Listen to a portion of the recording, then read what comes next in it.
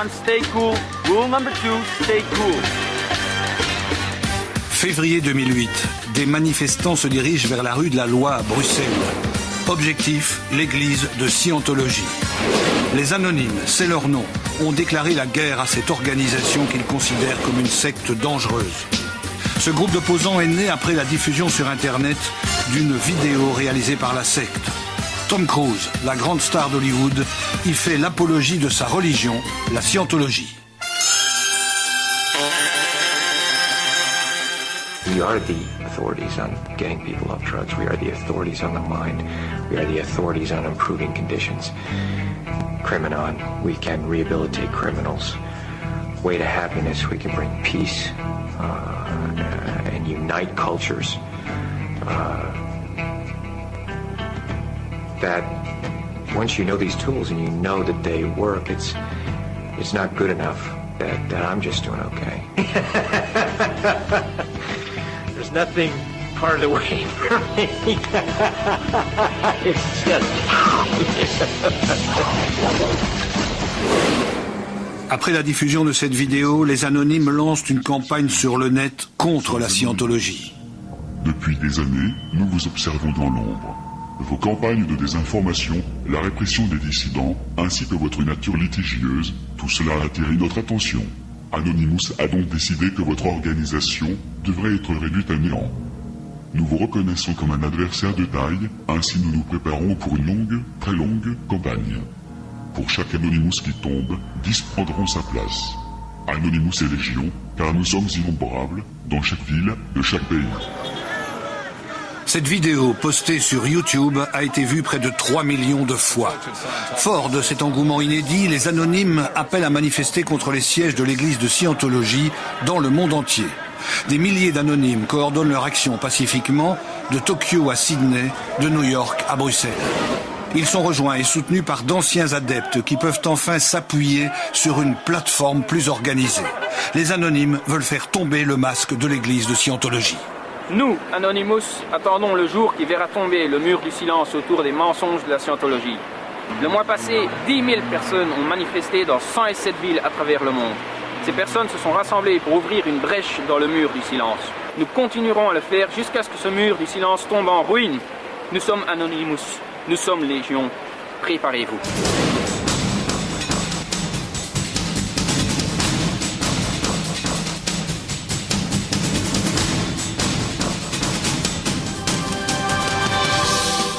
La Scientologie, c'est la connaissance. Une connaissance totale équivaut à une puissance totale. Avec 3000 conférences, 37 000 pages de livres et de publications, soit un grand total de 35 millions de mots parlés et écrits. En fait, les Anonymes s'attaquent à une organisation mondiale dont les origines remontent aux années 50 aux États-Unis. Un livre y fait fureur, la Dianétique, science moderne de la santé mentale. Cette nouvelle science n'est en fait qu'un amalgame confus de théories philosophiques et psychanalytiques. Son auteur, Ron Hubbard, un obscur romancier de science-fiction, propose une thérapie à la portée de tous. Il prétend que la seule force de la pensée peut aider l'humanité à trouver les clés du bonheur. Mieux, la Dianétique peut guérir les 2/3 des maladies. Hubbard sillonne les États-Unis, ses conférences à l'époque affichent complet. Let's see, a society which is dedicated to the proposition that all men are equal.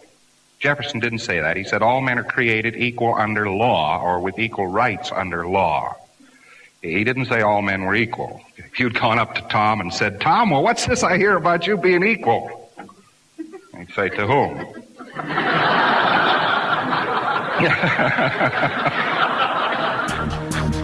Ron Hubbard est né aux États-Unis en 1911.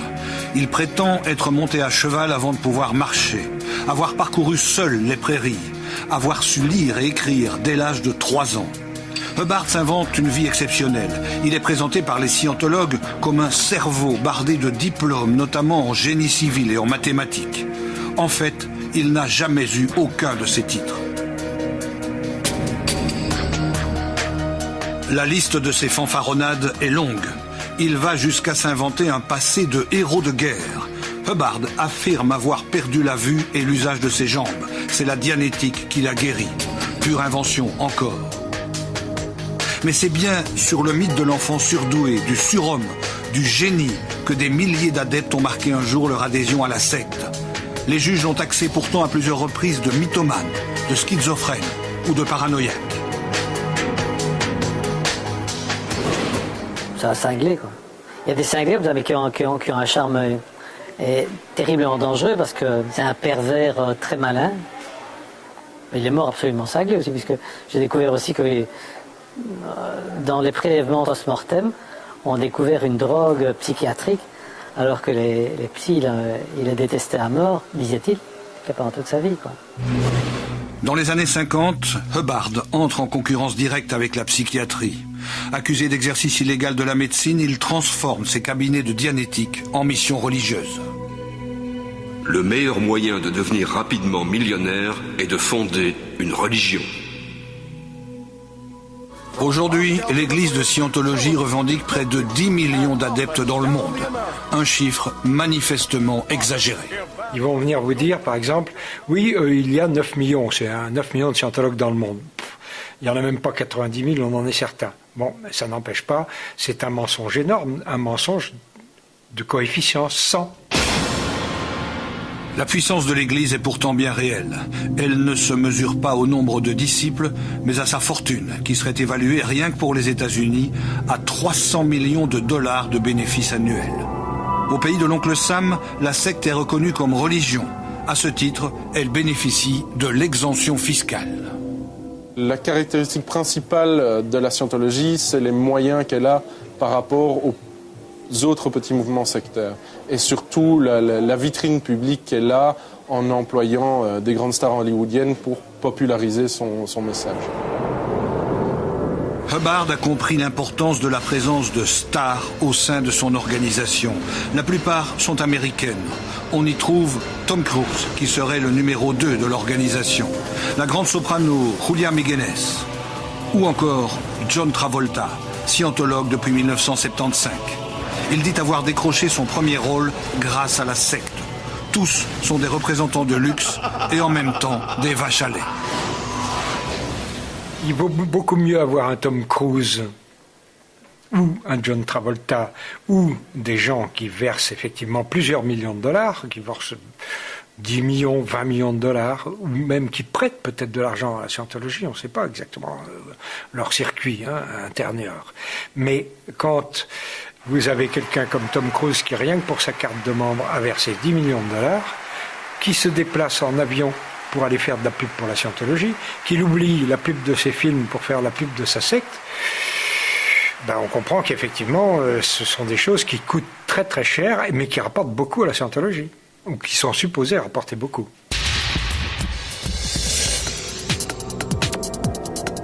Cette organisation mondiale possède un siège central, à Clearwater, en Floride. C'est aux États-Unis que sont organisés les grands rassemblements scientologues, comme celui-ci en 2007. Depuis la mort du gourou en 1986, le leader du mouvement, c'est David Miscavige. Il apparaît en public à la façon d'un chef d'État. Il gère son église comme une grande multinationale et préside son conseil d'administration qui détient tous les droits d'auteur découlant de l'œuvre de Hubbard. Et hop, voilà, et on est parti. Loin du strass de ces grands shows à l'américaine, nous avons retrouvé à Paris Alain Stoffen, un ancien adepte qui rêvait de célébrité. Il est aujourd'hui ruiné et vit grâce à ses cours de musique.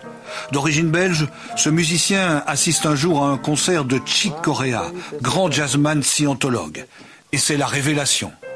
Ce concert m'a permis de me révéler à moi-même et de dire, ok, voilà ce que je veux faire dans la musique. Et j'ai acheté donc quelques temps plus tard une partition de Chick Corea. Et quand j'ai commencé à jouer ces morceaux-là, je me suis dit, ma mince, qu'est-ce qui se passe, quoi? C'est ce style de musique que je sens, que j'ai envie d'écrire. Et donc en fait, ces partitions étaient dédicacées à Hubbard, donc L. Ron Hubbard, qui est donc le fondateur de l'église de Scientologie. Comme son idole, Alain Stoffen veut devenir une star. Il lui suffit de suivre les traces de Chick Corea. Elles le conduiront tout droit à Paris, dans une école de musique scientologue. Le but, c'était pas que je devienne scientologue, il fallait juste que je fasse un petit cours d'introduction, comme on appelle ça, histoire d'avoir une idée de cette méthodologie-là, sans obligation d'adhérer à quoi que ce soit. Donc forcément, moi je trouvais ça super intéressant. Pour moi, c'était comme si j'avais le privilège d'entamer le même chemin qu'avait parcouru ou qu'avait fait Chick Corea. Donc pour moi, c'était quelque part un privilège aussi. Je suis sorti de là en n'ayant plus du tout ou pratiquement plus le trac sur scène, qui pour moi était quand même extrêmement important. Le but de cette première phase, c'est de mettre en confiance l'adepte ou le futur adepte. Donc l'idée, c'est de l'appâter pour mieux le ferrer. Alain Stoffen se rend au Celebrity Center de Paris, vitrine luxueuse de la scientologie. Il doit y poursuivre son apprentissage. Là, les cours deviennent plus chers, mais il est confiant, il accepte. Sa route vers le succès est tracée. Le deuxième cours, le prix était déjà un tout petit peu différent, donc, parce qu'on arrivait donc on était déjà à une étape au-dessus, donc j'ai dû payer l'équivalent de 6 000 francs à l'époque pour ce cours-là. 6 000 francs français 6 000 francs français, oui. La pression s'accentue. Il faut encore acheter des cours. On lui enjoint de partir à Copenhague, un grand centre européen de l'organisation. Mais c'est payable à l'avance. Ses cours se transforment en cauchemar. Il doit payer encore et encore. Au total, 113 000 francs français. Il ne les a pas. Un responsable le force alors à trouver l'argent. À un certain moment, je me souviens très bien, cet homme prend le téléphone qui était blanc, c'est un vieux téléphone, et il me le claque devant moi sur le bureau, il me prend le combiné, il me le colle à l'oreille en disant « Ok, maintenant tu appelles tous les gens que tu connais à Paris et tu trouves cet argent right now. Donc maintenant, je veux cet argent maintenant. » Et donc, pour moi, c'était d'une violence inouïe. Et je me suis complètement effondré, je suis tombé en larmes et j'ai commencé à appeler tous mes amis, mais forcément, c'était tout à fait impossible de réunir cette somme-là. Totalement sous l'emprise de l'organisation, il n'a pas d'autre choix que de continuer les cours. Mais les problèmes d'argent s'accumulent. Pour l'obliger à payer, les scientologues iront jusqu'à le séquestrer dans une cave, au Celebrity Center. Pris à la gorge, il accepte de payer en s'endettant. Mais un jour, il découvre son dossier personnel. Il constate que le scénario de la séquestration était écrit d'avance par la scientologie. J'ai fait donc un petit numéro de séduction, un petit numéro, on va le dire un petit numéro de pute.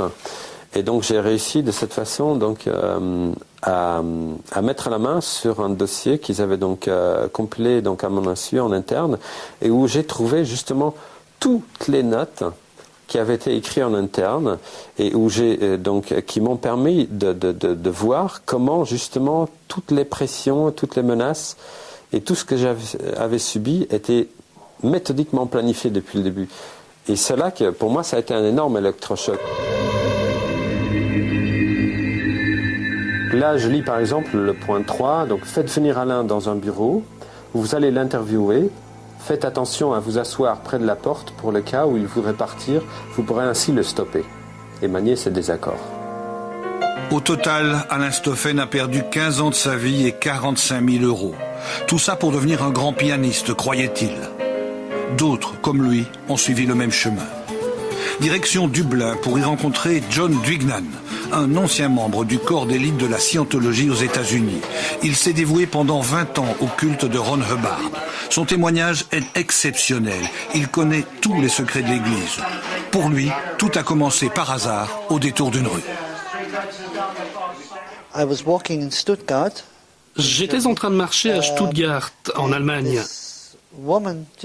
Et une femme vient vers moi dans la rue et me dit « Avez-vous une bonne mémoire ?» Voilà ce qu'elle me dit. J'ai été interloqué, je ne savais pas quoi répondre. Et je lui réponds donc « Je ne sais pas ». Et elle me dit « Alors viens avec moi » de manière très directe. J'ai accepté et je l'ai suivie jusqu'au centre de scientologie. Elle me fait asseoir, tout était très contrôlé. Elle me fait donc asseoir, elle me donne un formulaire et me dit de le compléter. C'était en anglais, je le fais. Il s'agissait d'un test. Ensuite, un type me donne une évaluation et me montre un tas de choses en rouge. En d'autres termes, je suis mal barré, je dois absolument réagir. Les méthodes de recrutement sont les mêmes partout. À Bruxelles, les tests sont organisés dans une librairie à 2 pas de la Grand Place. Le but est de trouver la faille personnelle, ce qui ne va pas, et de présenter la scientologie comme la seule solution. C'est à peu près le genre de test qu'on propose dans les revues féminines pour savoir si on aime tel parfum ou si on est plus apte à élever les canaris que les poissons rouges. C'est à peu près de ce niveau-là. Parlez-vous lentement, vous attirez-vous toujours des ennuis.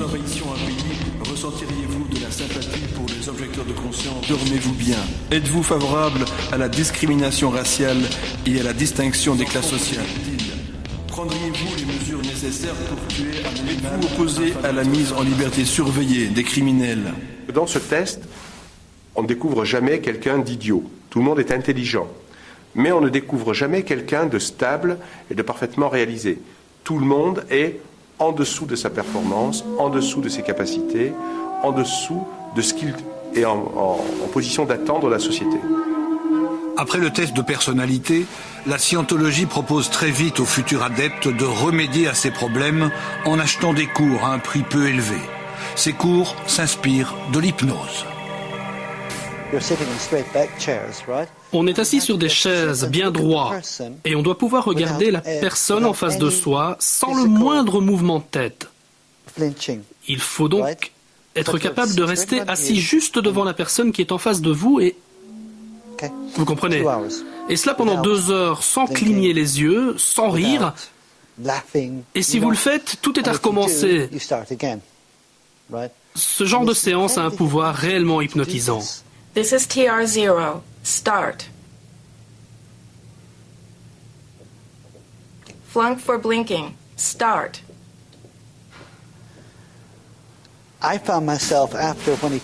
Je me suis retrouvé quand il est passé devant moi. J'étais assis comme ceci. J'étais tout à fait déconnecté de mon corps, littéralement. C'est comme si mon esprit était déconnecté de mon corps. Et il a dit « C'est bon, c'est fini ». Mais j'étais incapable de bouger. J'étais assis avec mes yeux grands ouverts, je pouvais tout voir, tout entendre, mais il a donc dû me donner une tape sur la joue. Il m'a alors dit « Tu as réussi le test, bravo ». La scientologie veut contrôler l'esprit, mais aussi le corps. Tout futur adepte doit suivre un programme de purification. Le but, débarrasser le corps de ces substances toxiques. Prix, 3 000 € pour un mélange de course à pied, de sauna et une cure intensive de vitamines.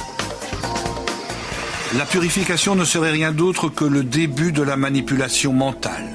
Épuisé physiquement, le futur adepte est plus facile à soumettre. L'audition consiste à poser des questions spécifiques destinées à aider la personne qui y répond à trouver et à résoudre des aspects de sa vie qui la tourmentent. Cette action est effectuée avec un auditeur, terme qui signifie une personne qui écoute. Un auditeur n'offre ni solution ni conseil. Il est formé pour vous écouter et vous aider à localiser des incidents passés qui doivent être pris en main. Cette thérapie se fait au moyen d'une étrange machine, l'électromètre. Il y a un petit courant qui passe d'une boîte à une autre boîte et en fait il est affecté par la densité, par tous les changements de la pensée que tu pourrais avoir. Et regarde, si je peux te demander maintenant, est-ce que tu aimes les pommes? Oui. Voilà, tu as vu l'aiguille a bougé un tout petit peu. Ce qui veut dire quoi? Ce qui veut dire que soit tu aimes les pommes, soit tu n'aimes pas les pommes et tu es en désaccord, et l'aiguille va bouger aussi. Soit tu es distraite peut-être par ta fille au moment où j'ai posé la question, tu vois.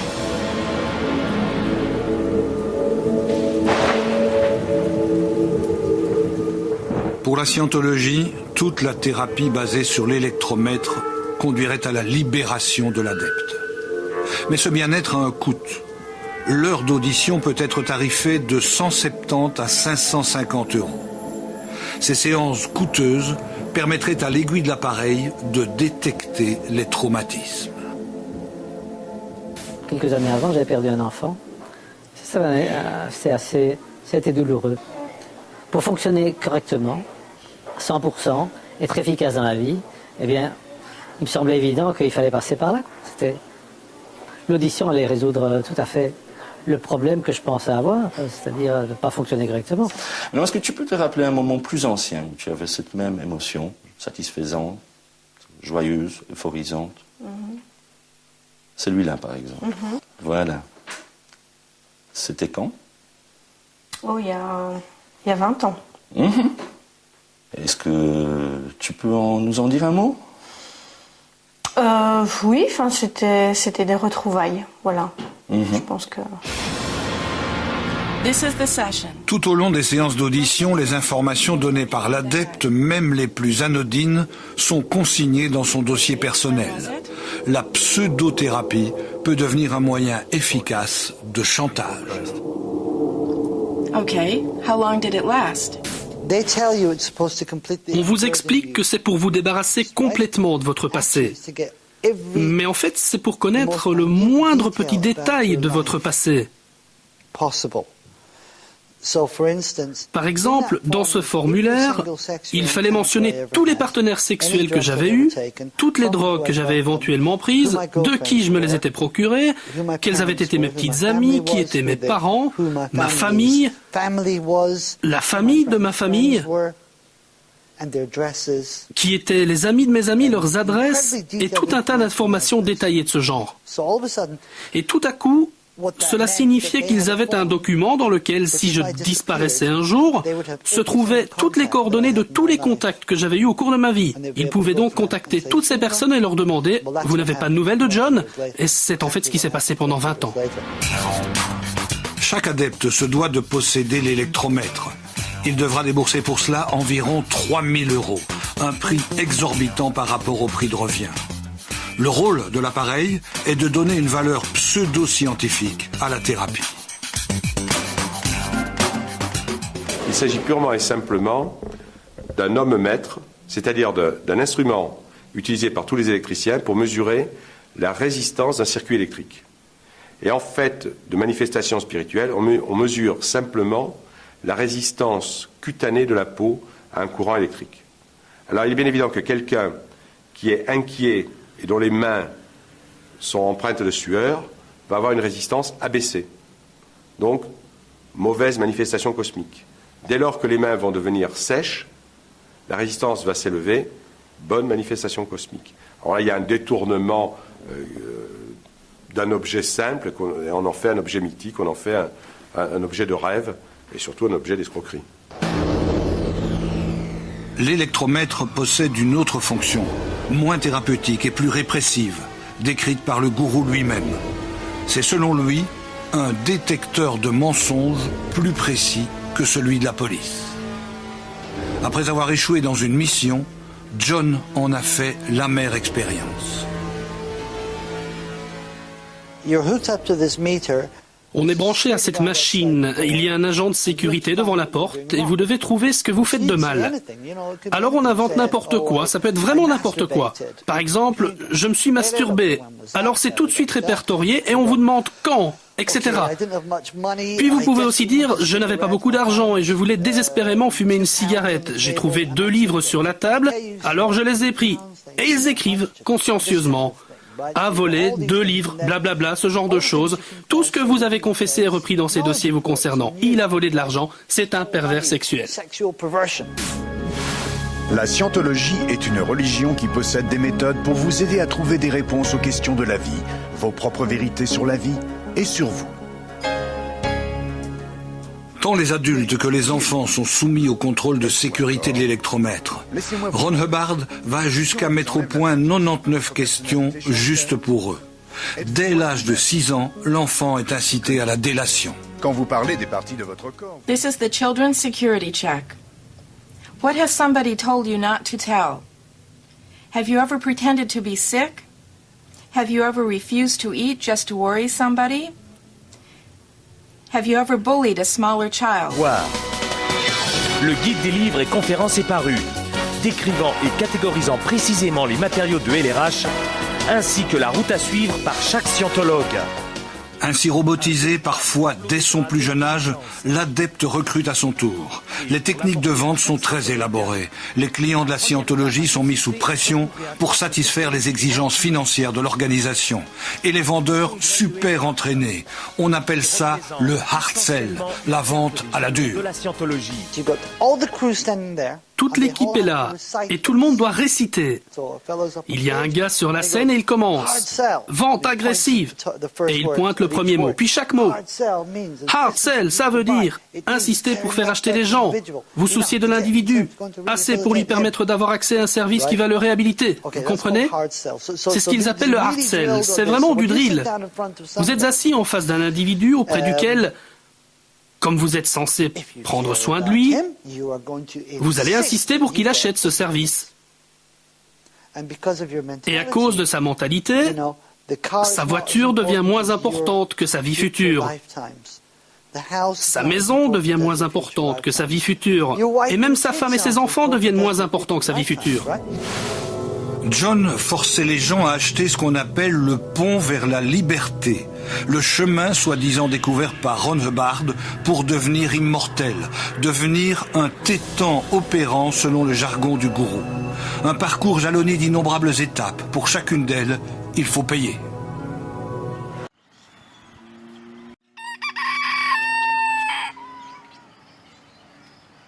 Pour les pontes, disons, ça a été à peu près 850 000 $ pour les pontes.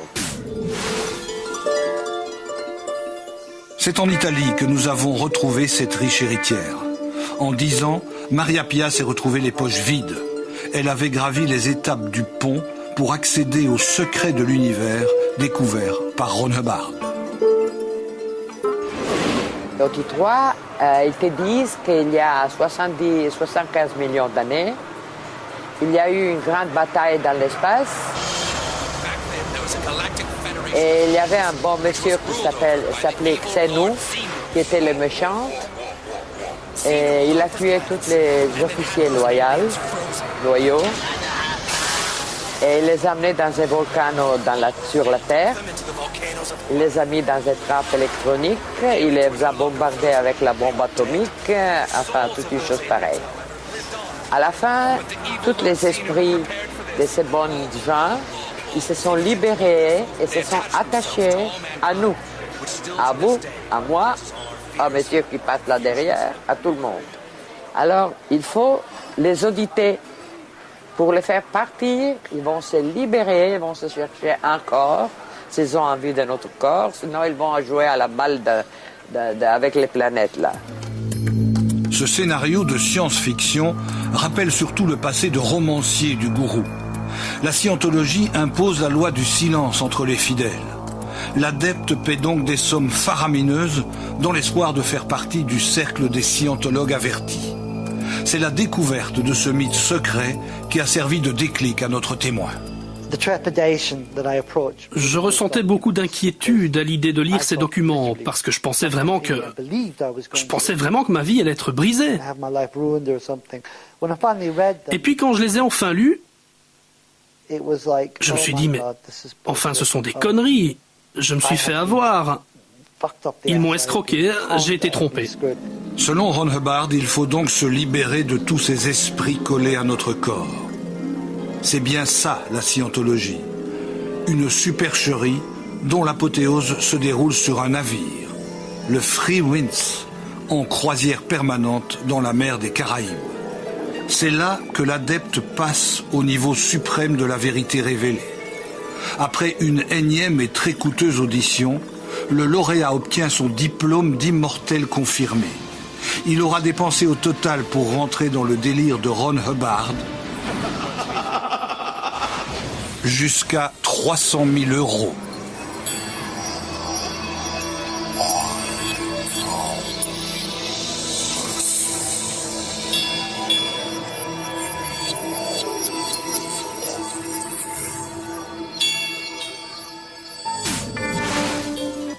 Quand vous signez en scientologie, c'est pour l'éternité. Les rebelles sont considérés comme déviants et envoyés au RPF, un camp de rééducation. Une Américaine de 36 ans y trouva la mort dans des circonstances pour le moins suspectes. Nous sommes à Clearwater, la Mecque de la scientologie en Floride. Lisa McPherson faisait partie de ces centaines de petits soldats en uniforme de marine qui travaillent pour la Sea Organization, l'élite de la secte basée ici.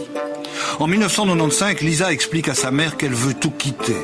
Peu de temps après, la jeune adepte tombe dans une profonde dépression. Aussitôt, elle est isolée complètement à l'intérieur de Fort Harrison, le quartier général de la scientologie à Clearwater. Lisa serait restée dans les caves pendant 17 jours jusqu'à sa mort. C'est une prison. Vous devez porter un uniforme de prisonnier. Vous portez au bras un brassard qui signale à tout le monde qu'il ne faut pas vous parler. Vous prestez de très longues heures de journée de travail. Vous ne pouvez dormir que 6 heures par nuit. Vous ne pouvez parler à personne, sauf si on vous adresse la parole. Dans bon nombre de cas, vos repas se composent des restes des autres. C'est une expérience très démoralisante, très déshumanisante. C'est impossible à expliquer. Pour une ex-scientologue qui a séjourné au RPF, le simple mot de RPF me donne un sentiment de terreur comme je n'ai jamais éprouvé. Tous les systèmes fascisants fonctionnent sur ce modèle-là. À partir du moment où vous remettez en question le système va agir sur vous en termes de rééducation politique, en termes de rééducation sociale.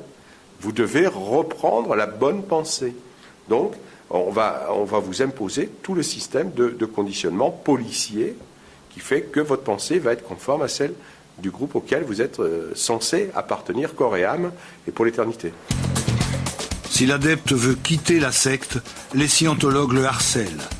Et s'il décide d'intenter une action en justice contre l'organisation, ils le menacent.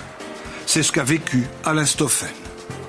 Avant, quand j'étais scientologue et quand j'abondais dans leur sens, ces gens-là, ils avaient vraiment des têtes d'anges. Mais à partir du moment où on les pointe du doigt et on les met face à la responsabilité, en fait, ce ne sont absolument plus des enfants de cœur et qui sont prêts à tout pour vous détruire. Donc voilà, ma voiture a été sabotée, mon appartement donc a été cambriolé parce que j'avais donc, ce qu'ils savaient que j'avais des documents donc en ma possession qui étaient donc accablants.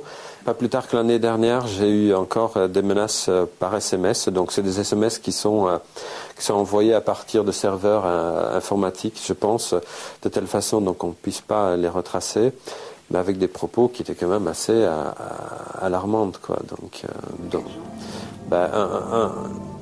Un des messages que j'ai reçus, donc, c'était tu ne feras plus de victimes et de la bouche d'un scientologue, donc ça veut dire qu'on va te mettre hors état de nuire. Nous sommes en 2007. David Miscavige, le numéro 1 de l'église de Scientologie, prononce un discours devant une assemblée exaltée. Il lance ce qui ressemble à un cri de guerre. Objectif, le siège des institutions européennes. En fait, depuis plusieurs années déjà, l'église mère américaine tisse sa toile autour de Bruxelles. Pour preuve, en 2003, l'église de Scientologie inaugure en grande pompe et en présence de Julia Meguenes, star internationale, son bureau européen des droits de l'homme, rue de la Loi, à Bruxelles. La mainmise sur Bruxelles se confirme en 2006. Des squatteurs sont évacués de plusieurs bâtiments boulevard de Waterloo. Jusque-là, la secte était restée discrète sur l'acquisition de ces 7000 mètres carrés situés à 2 pas du palais de justice. Mais si on lit les brochures internes à l'église, on comprend mieux les ambitions nourries sur Bruxelles. En faire son centre européen numéro 1, c'est-à-dire attirer tous les scientologues d'Europe ici et se rapprocher des institutions européennes. Pour que la scientologie continue à dominer, selon les propres mots de Miscavige, il a en effet dit ceci, il a donné ordre de partir, répandre la scientologie dans les entités dominantes, dans le gouvernement, dans les écoles, etc.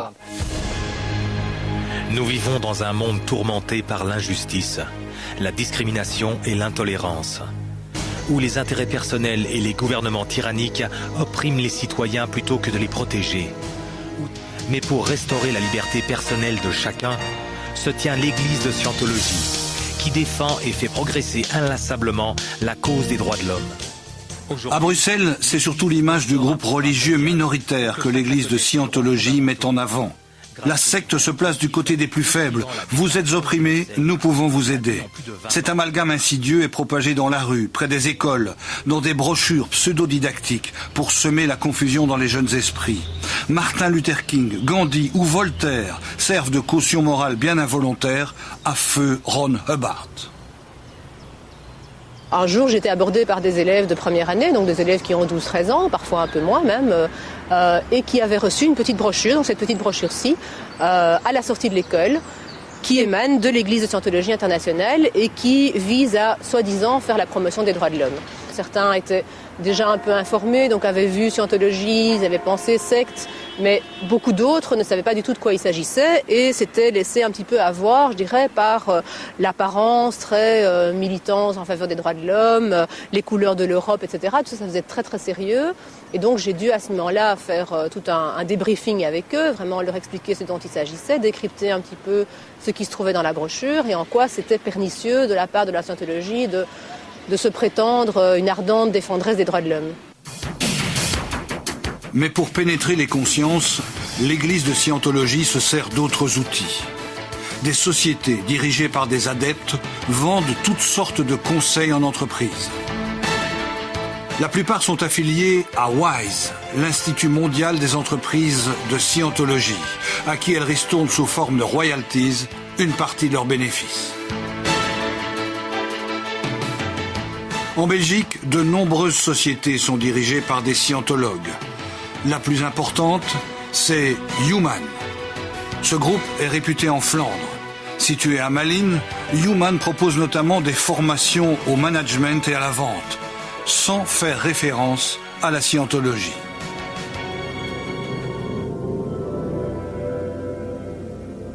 Envoyés par leur employeur, Michel et Katia étaient loin d'imaginer qu'ils suivaient des formations à la vente dans un satellite de la scientologie. Petit à petit, leurs soupçons se sont éveillés. J'avais pas remarqué l'environnement. Et quand on est descendu, toi Katia, tu m'as dit, regarde un peu sur le côté, regarde ça sur le côté. Et je regarde, je vois livre dianétique. Qu'est-ce que c'est que ce bordel? Juste sous l'escalier, on est descendu des bouquins sur la dianétique, je dis. Un grand buste de notre ami. Ron. Et alors je dis, qu'est-ce que c'est que ça pour un boxon? Je prends mon téléphone et je commence à téléphoner. C'était à mon chef d'abord que j'ai téléphoné. Et j'ai dit, dans quoi tu me mets ici? C'est quoi? C'est un truc de la scientologie, c'est un traquenard, dans quoi tu me mets? Et je gueule, c'est tout. Non, à manger, c'est vrai. Après ce scandale dans la salle de cours, notre témoin est isolé dans une pièce par les responsables de Human pour mettre les choses au point. Et alors il m'a dit, qu'est-ce qui vous dérange ici? Je dis, écoutez, désolé, quand vous proposez une formation et que vous êtes des scientologues, montrez-vous en tant que scientologue à partir du moment où vous montrez votre formation. Et ne cachez pas cela, parce que moi, je me sens violé. Je dis, franchement, vous avez essayé de m'inculquer des choses contre mon gré, selon une technique que je réprouve totalement. Et alors ils m'ont dit, ben, si c'est comme ça, il n'y a pas de problème, vous pouvez partir. À en croire les témoignages laissés sur leur site, d'autres sociétés en Belgique font appel à Human.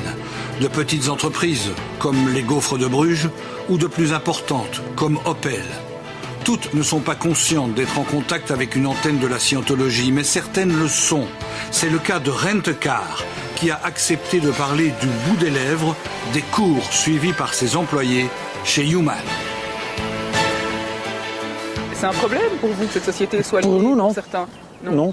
Pour nous, non. Donc ça vous empêche pas de donner des... Ils ont des bonnes formations, en fait? Oui, ils ont des bonnes formations, vraiment, mais il y a certains clients qui ne veulent pas être liés avec le Church Scientology, et comme ça, si on suit des cours avec, c'est un peu...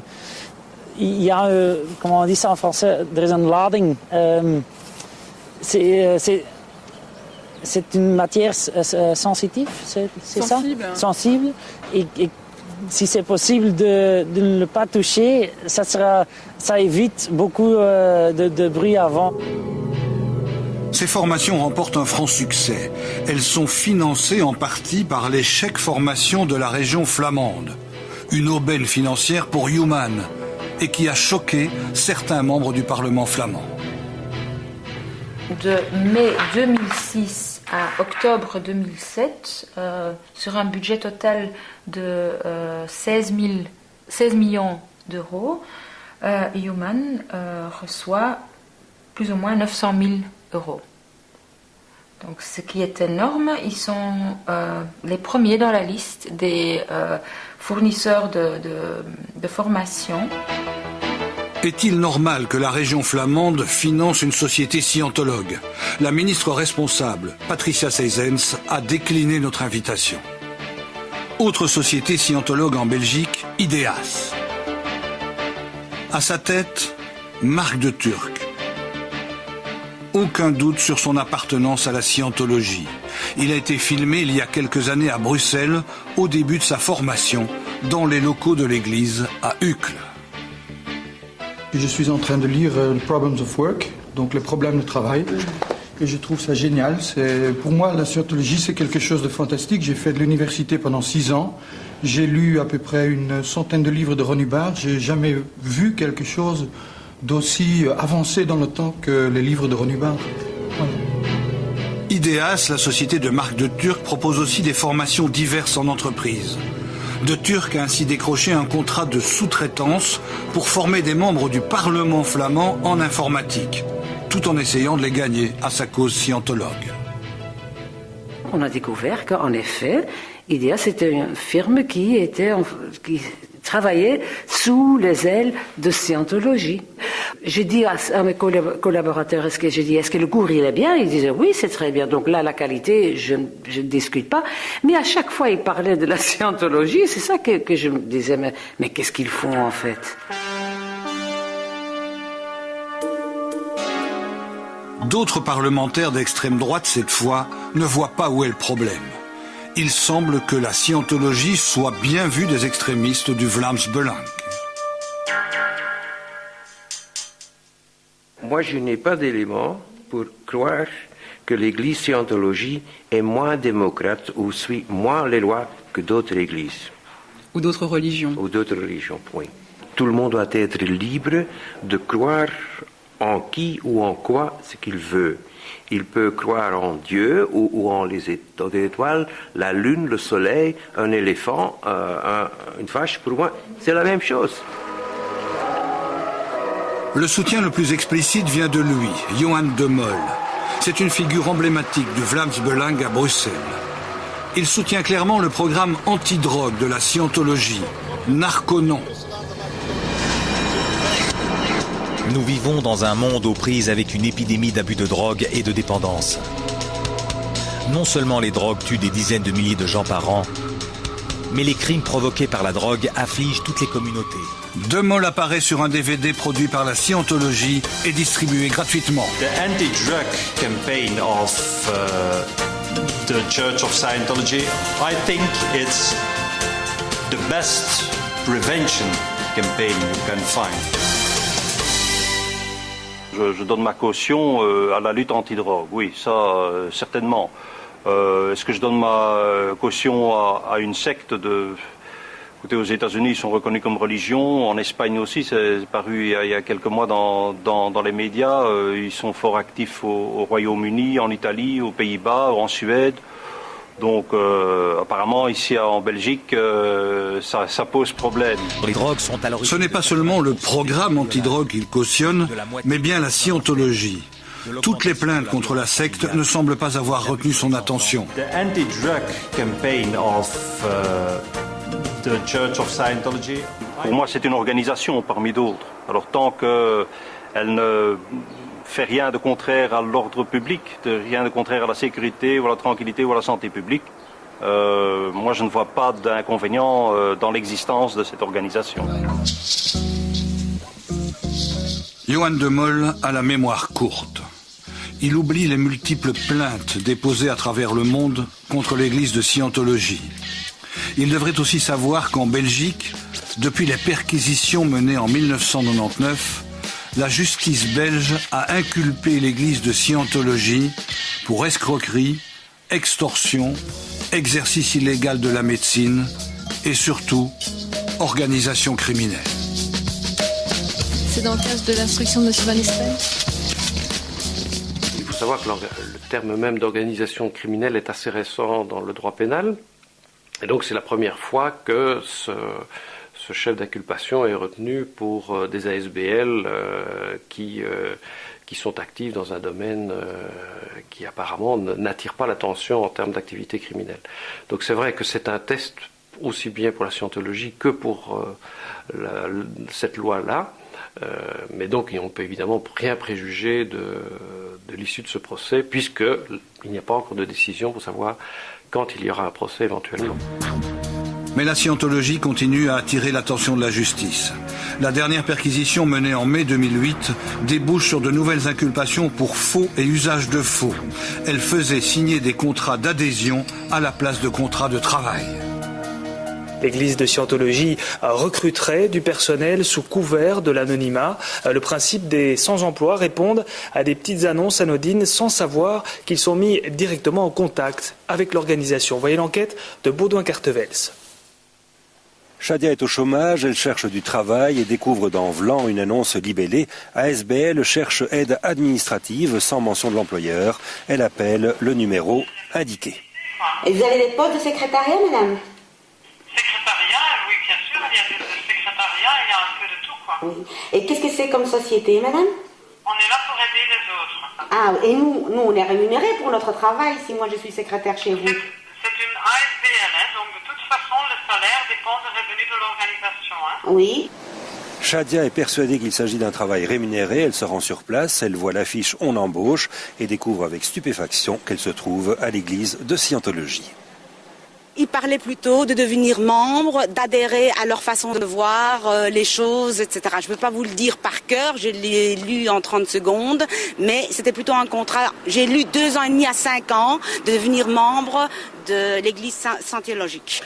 Non, pas du tout. C'est un agrément de bénévole, donc un agrément entre l'association et la personne qui veut faire quelque chose en tant que bénévole.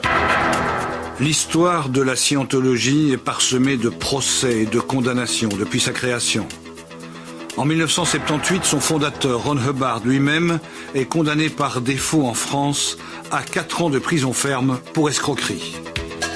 1995, Lyon, autre procès retentissant. La justice a jugé une étrange affaire liée à la mort d'un adepte. Patrice Vic, 31 ans, est un père de famille sans histoire. En mars 87, par curiosité, il pousse la porte du centre de scientologie de Lyon et remplit le fameux test de personnalité. Très vite, il va suivre des auditions intensives et payantes. En quelques semaines, son état mental se dégrade fortement. Le président de l'église le harcèle. Il faut qu'il entreprenne la procédure de purification. Coûte près de 200 000 francs français. Patrice n'a plus d'argent, mais l'église le pousse à s'endetter. Il prend même un rendez-vous dans une agence du Crédit Lyonnais pour contracter un prêt. Il a besoin de l'accord de son épouse, mais elle refuse, par peur qu'il ne ruine sa famille pour une secte. La nuit tombe. Dans quelques heures, Patrice Vic doit se rendre au Crédit Lyonnais avec le chef de la scientologie. À 5 heures du matin, après une nuit d'insomnie, Patrice dit à sa femme « Ne me retiens pas, c'est la seule solution ». Il ouvre la fenêtre et se jette dans le vide. Jean-Jacques Mazier, le responsable local de l'église de Scientologie de Lyon, fut condamné pour homicide involontaire et pour avoir extorqué des millions en échange de fausses promesses. C'est difficile de démontrer qu'un suicide est la conséquence directe d'un comportement fautif, ce qui était le cas. C'est-à-dire que le tribunal a considéré que les pressions qui étaient exercées sur Patrick Vic, avec ces surendettements, cet harcèlement, l'ont conduit à une issue inéluctable, le suicide. C'était effectivement une première judiciaire que cette condamnation, qui a été confirmée par la Cour d'appel et en dernier ressort cet été 99 par la Cour de cassation. Mais il arrive que l'église de Scientologie passe à travers l'émail du filet. À Paris, pendant près de 20 ans, des dossiers à charge de la secte pour escroquerie et exercice illégal de la médecine ont connu un sort inattendu et inquiétant. Il y a parfois des miracles, comme par exemple quand les dossiers disparaissent dans la justice française. Et ce sont des miracles merveilleux, parce qu'ensuite on va même aller demander des dommages et intérêts pour ne pas avoir bénéficié d'une justice équitable. Alors là, effectivement, on peut se dire que ces mouvements bénéficient certainement d'une protection supérieure qui fait défaut aux autres victimes, et que parfois la protection divine est vraiment extrêmement agréable. L'avocat des parties civiles avait déposé la première plainte en 1989. Au cours des 20 ans d'instruction, il a tout vu, y compris la disparition d'un dossier. Moi, je n'ai que 20 ans d'exercice professionnel, donc j'ai une expérience toute modeste. Je n'ai jamais entendu qu'un dossier disparaisse, sauf en temps de guerre ou lorsqu'il y a un incendie. Autre manifestation surréaliste, Maître Fakirov, qui pendant 17 ans n'a jamais cessé de rendre visite aux différents magistrats instructeurs, découvre un jour qu'il n'est plus impliqué dans le dossier. J'ai dit au juge qu'après avoir fait disparaître 1,5 tome du dossier, après nous avoir fait lanterner pendant près d'une 20aine d'années, il serait quand même piquant qu'on fasse également disparaître les avocats, et je ne me voyais absolument pas en train d'expliquer à ma cliente qu'il fallait qu'elle me redésigne auprès du énième juge d'instruction constitué dans cette affaire. L'avocat des victimes réussit néanmoins à réintégrer la cause et relance le 4e juge désigné dans cette affaire à l'automne 2007. Une démarche apparemment fatale, car dans les jours qui suivent, le magistrat rend une ordonnance de non-lieu dont les attendus ont de quoi ravir tous les scientologues de France.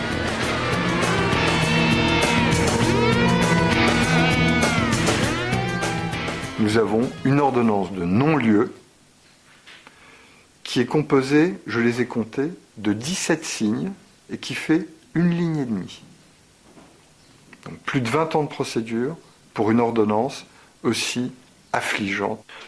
On a le sentiment que c'est un sujet tabou, le traitement judiciaire de l'église de Scientologie. En Belgique, on attend toujours le procès de l'église de Scientologie. En 10 ans, sur les 3 parties civiles, 2 ont accepté des offres de transaction dont le montant n'a pas été révélé. Comme en France, l'église de Scientologie de Belgique profite de la lenteur de la justice et envoie un courrier aux plaignants dans lequel elle souhaite parvenir rapidement à une résolution amiable du différend. Tout serait bon pour éviter le procès. Lorsque maintenant des anciens adeptes font des procès à la Scientologie en estimant qu'ils ont dépensé beaucoup trop d'argent par rapport à ce qu'ils ont reçu comme prestation en retour, eh bien la Scientologie va les indemniser. Pourquoi ? Parce qu'il y a un but plus important aujourd'hui pour elle, c'est celui de la respectabilité. Et elle ne veut donc plus avoir d'affaires judiciaires dans laquelle elle serait condamnée, elle ne veut donc plus que l'on puisse dire qu'elle trouble l'ordre public. La véritable leçon est d'apprendre à aimer. Celui qui veut traverser la vie sans blessure doit apprendre cela.